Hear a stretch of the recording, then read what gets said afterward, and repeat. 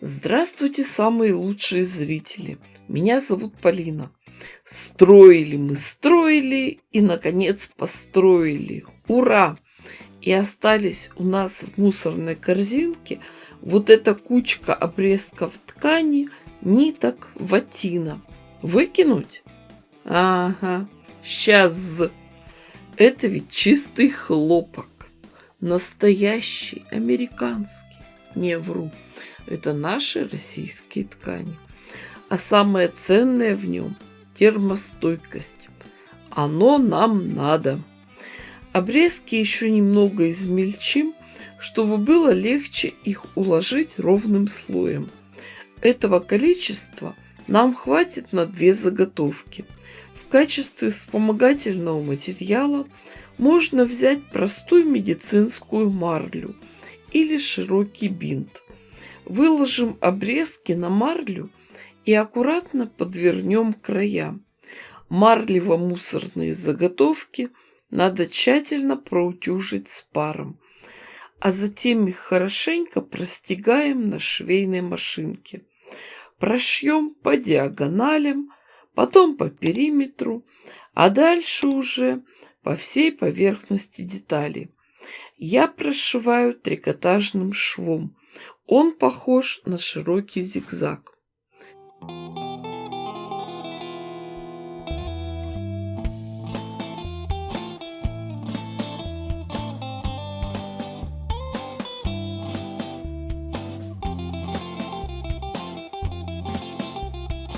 Заготовки у нас получились прелестные, очень плотные, жаропрочные. С ними можно и на медведя ходить. Можно по завершении каждого проекта таким образом сразу же использовать содержимое мусорной корзинки. А в случае необходимости эти заготовки станут основой для прихваток, подставок под горячее, ковриков, пастилушек на скамейке в сад. Но мы не будем откладывать долги в ящик. Используем сразу. Тем более, что есть и остатки других тканей, которым надо дать новую жизнь. Для обратной стороны не обязательно брать большие куски ткани. Можно составить из нескольких мелких. Вот долго думала, из чего сшить лицевую часть. Хотела из джинсовой ткани, но осталось только полное... В смысле, остались только части с карманами. С грубыми швами моя швейная машинка не справится, поэтому в работу возьмем только кусочки без швов и утолщений. Сами видите, они совсем мелкие, но мы их подготовим. Предварительно сошьем между собой в длинные джинсовые ленты.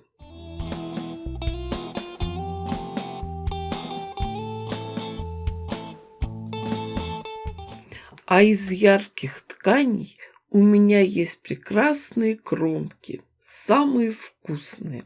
Специально их отрезала и хранила. Вот и пришел их звездный час. От старых джинсов возьмем карман, поместим его в центр заготовки и приступим к работе.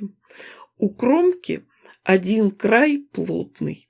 Именно по нему будем прокладывать шов, а уже потом сверху пришьем джинсовую деталь. Сразу же ее отогнем, закрепим и зафиксируем.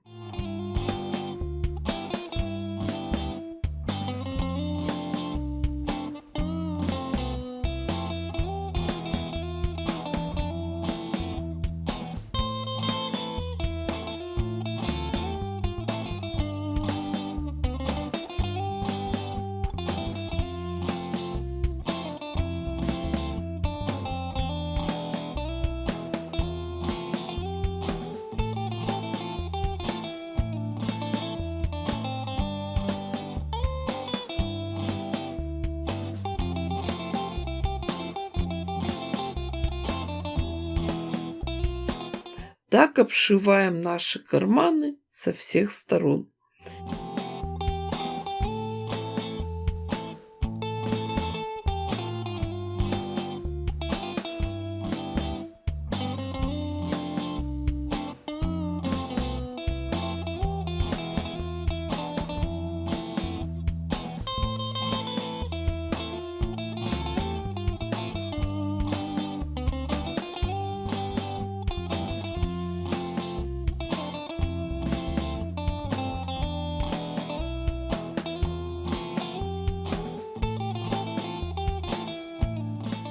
У нас края декоративных тканей немного больше плотной внутренней части. Подровняем заготовки, отрежем все лишнее. И остается только обработать открытые срезы. Смотрите, у заготовок прямые углы. Значит, обшивать будем прямой бейкой. Простой прямой полоской ткани шириной 4 сантиметра. И приготовим еще кусочки ткани для петелек. Как пришить бейку и правильно обработать углы, неоднократно уже показывала в своих видео. Не забудьте вшить петельку.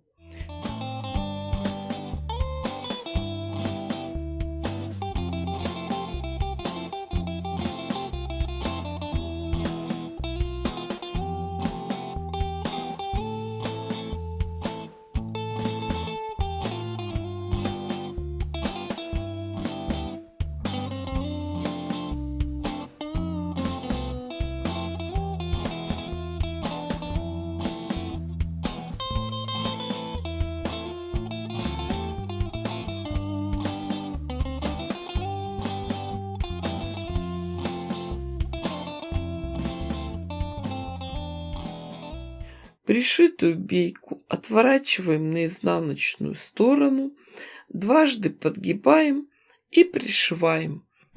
Если вы новичок, то лучше сначала прошить иголкой с ниткой, а уже потом на швейной машинке.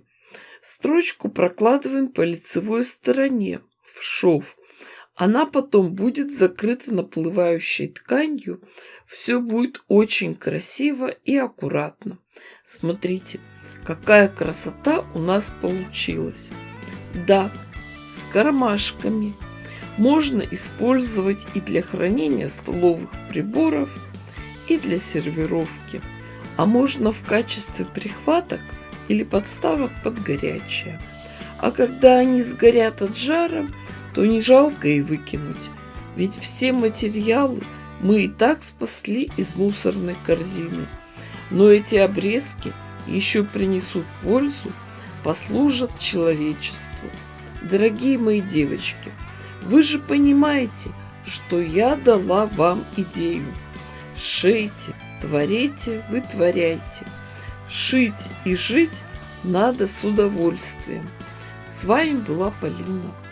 Всем пока-пока и до скорых встреч!